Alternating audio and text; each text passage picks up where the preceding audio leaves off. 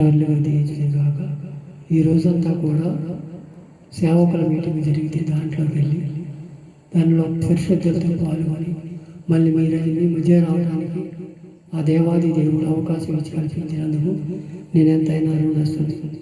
ఈరోజు ఒక వాక్యాన్ని చదువుకున్నాం.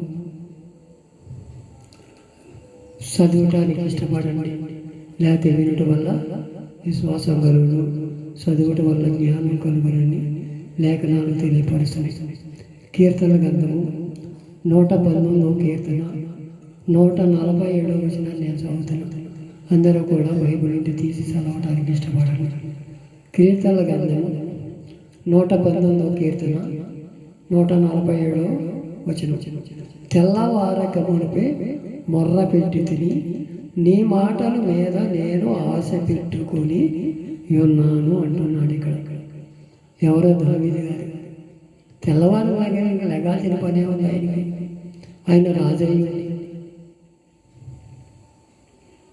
గొర్రెలు కాసుకున్నవాడిని తీసుకొచ్చి రాజును చేశాడని కృతజ్ఞతతో అలా చేస్తున్నాడు. నీవు నేనైతే చేయగలమా? కొద్ది కలిసి వస్తే ఒక రకంగా ఉంటాం, దేవుడు దీవిస్తే ఇంకో రకంగా ఉంటాం, ఇంకా పనులు పెంచుకుంటాం. దేవుని సన్నిధిని తగ్గిస్తామే కానీ సంపాదన మీద ఆశ కలిగేటప్పటికీ దేవుని సన్నిధిని మర్చిపోతాం. ఒక్కసారి మన హృదయాన్ని మనమే పరిశీలించి దావీదు అంటే చేయలే. ప్రతి విషయంలో కూడా అయ్యా నేను యుద్ధానికి వెళ్తాను, వెళ్ళమంటావా వద్దంటావా, నీ చిత్తమైతే వెళ్తా లేకపోతే లేదు అని ప్రతి విషయంలో కూడా మోకరించి ప్రార్థన చేసి అడిగేవాడు. తెల్లవారక మునిపోయినంట ఆయన. తెల్లవారక మునిపోయి ప్రార్థన చేస్తే ఆ దేవుడు ఆలకిస్తాడు. మనం కూడా తెల్లారి లేచినప్పుడు ఏమని ప్రార్థన చేయాలి? కొందరు చేసే ప్రార్థన ఎలా ఉంటుందంటే, అయ్యా నేను అక్కడికి వెళ్తున్నా, నాకన్నా ముందల నువ్వు వెళ్ళి ఆ పనులన్నీ చక్కబెట్టి నన్ను ఆశీర్వదించయ్యా. ఈ మాట అనేటప్పుడు సార్ వచ్చేస్తుంది కాదు, మనం దాని గురించి పట్టించు. ఆయనకి ఆజ్ఞలు పెడుతున్నాం, ఆయనకే మనం విరిగి నలిగిన హృదయంతో ప్రార్థన చేస్తే ఆలకిస్తానంటున్నాడు. మన అహంకార దృష్టి చూడాలి. అసలు నేను వెళ్తున్నా, నువ్వు నాకన్నా ముందు వెళ్ళి అక్కడ వాళ్ళతో మాట్లాడు, వాళ్ళ మనసులు మార్చు. ఈ మాటల్లో నేను ఉండిపోతున్నాను తప్ప దేవునికి ఏది ఇష్టమైందో, ఏది ప్రీతికరమైనదో, ఏది మంచిదైందో, ఏదైందో కూడా మనం తెలుసుకోక ఆయనకే మనము సయ్యాయిషి చెబుతున్నాం. ఒక్కసారి మన హృదయాలు మనమే పరిశీలన చేసుకున్నాము. రాజయ్యుడిని కూడా అయ్యా తెల్లవారకు మునిపై నేను మొర్ర పెట్టి తిరిగి నీ మాటల మీద నేను ఆశ పెట్టుకుని ఉన్నానంటున్నాడు. ఆశగా ప్రాణాన్ని తృప్తిపరిచాడు కాబట్టి ప్రతి విషయంలో కూడా ప్రార్థన చేసుకున్నాడు. నిన్ను నన్ను కూడా అట్టు ఉండాలని దేవుని సన్నిధిలో ఎరిగి నలిగిన హృదయంతో అయ్యా నీ చిత్తంలో నేను వెళ్తున్నానయ్యా, నీ కాపుదల మా మీద ఉంచయ్యా, నీ చిత్తానుసారంగా నీ చిత్తమైతే నేను వెళ్తానయ్యా, నీ చిత్తం కాంతే నేను వెళ్ళనయ్యా, నేను వెళ్ళే బాట ఎలా ఉంటుందో నాకు తెలియదయ్యా, నువ్వు దారి చూపించి మేలైన మార్గంలో నడిపించయ్యా అని మనం అడగగలిగితే ఆయనకి ఇష్టలుగా జీవించగలుగుతాం. అలాగే 148వ కీర్తన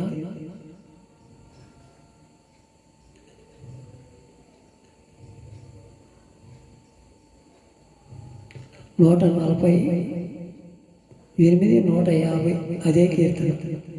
నీ ధర్మ 119వ కీర్తనే 150 చదువుతుంది.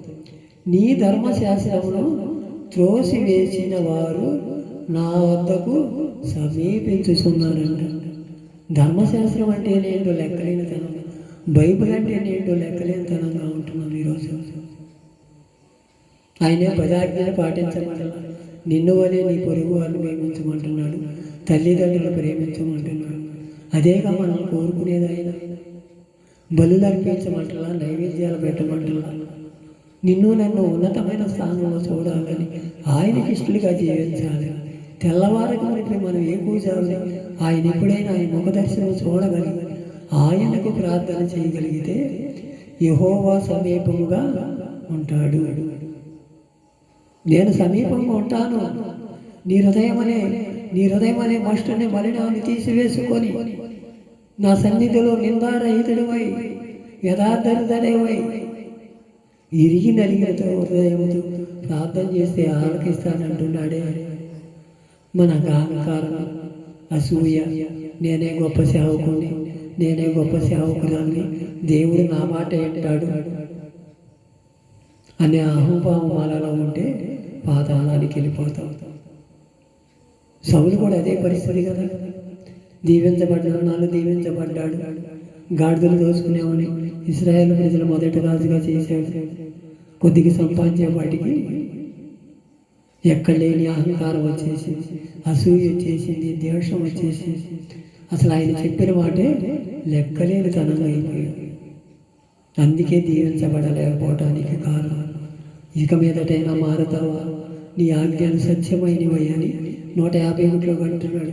యెహోవా నీవు సమీపముగా ఉన్నావు, నీ ఆజ్ఞలన్నీ సత్యములైనవి అంటున్నాడు.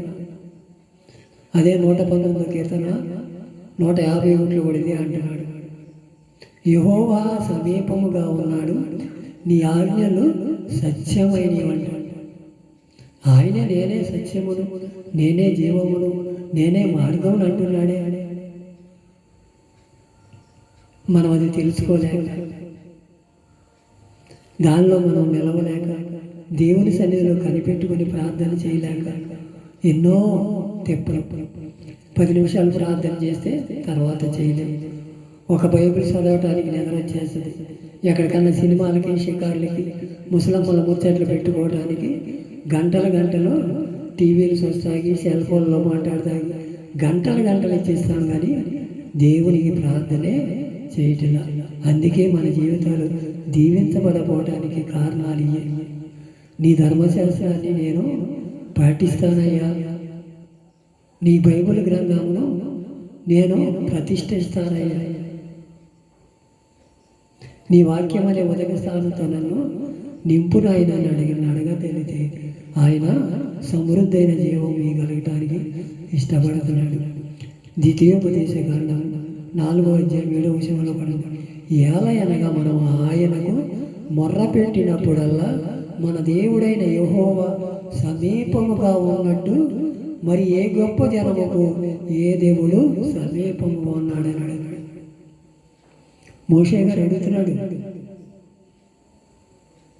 దావీదు కుమారుడా, నన్ను దాటిపోవద్దయ్యా, నా ప్రార్థన దాటిపోవద్దయ్యా, ఈ రాత్రికాల సమయంలో నాతో మాట్లాడయ్యా, నువ్వు నాతో సమీపంగా ఉంటానని వాగ్దానం చేసావయ్యా. నీ వాగ్దానాన్ని స్థిరపరిచే కృపను నాకు దయచేయ్యా. నువ్వు మాత్రమే లోకరక్షకుడు అని మేము తెలుసుకోలేని స్థితిలో ఉంటున్నామేమో. ఒక్కసారి మన హృదయాలు మేము పరిశీలన చేసుకుంటున్నామయ్యా. నీ కృపలో నన్ను దాసయ్యా. తెల్లవారుజాముపై ఏకోజామునే లేచి నీకు మొరపెట్టేవాళ్ళంగా మా మనోనేత్రాలు వెలిగించయ్యా. నీ కృపలో నన్ను దాసయ్యా. నీ చిత్తానుసారంగా నడిచే కృపను నాకు దయచేయ్యా. ఈ రాత్రికాల సమయంలో ఒక తీర్మానం చేసుకొని ఆయనకి ఇష్టలుగా బతికితే ఆయన మనకు సమీపముగా ఉంటాడు.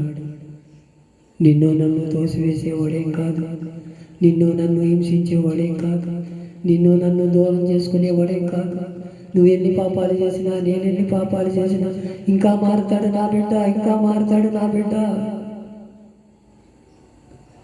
ఇంకా తెలుసుకుంటాడు అని ఈ 2025 నుంచి 26 వరకు చూస్తూనే ఉన్నాడు. ఇంకా మనలో స్థలనం లేదు, మార్పు లేదు, ఆయనకు మహిమ తెచ్చేవారంగా లేవు. ఇక మీదటైనాయ్యా నేను ఎక్కువజామునే లేచే కృపను నాకు దయచేయ్యా. నీ చిత్తంలో నన్ను దాసయ్యా. నువ్వు సమీపంగా ఉంటానని వాగ్దానం చేసిన దేవుడేమైనా నీ కృపలో నన్ను దాసయ్యా. నా కుటుంబాన్ని దాసయ్యా, నా పిల్లలను దాసయ్యా, నా కలిగిన సమస్తమును దాసయ్యా. నా దేశాన్ని కాపాడే, నా రాష్ట్రాన్ని కాపాడే, ప్రతి విషయంలో తోడుండి నడిపించమని యేసుక్రీస్తు పుణ్యనామమున ప్రార్థించి విన్నవించి వేడుకొనుచున్నాము తండ్రి. ఆమేన్.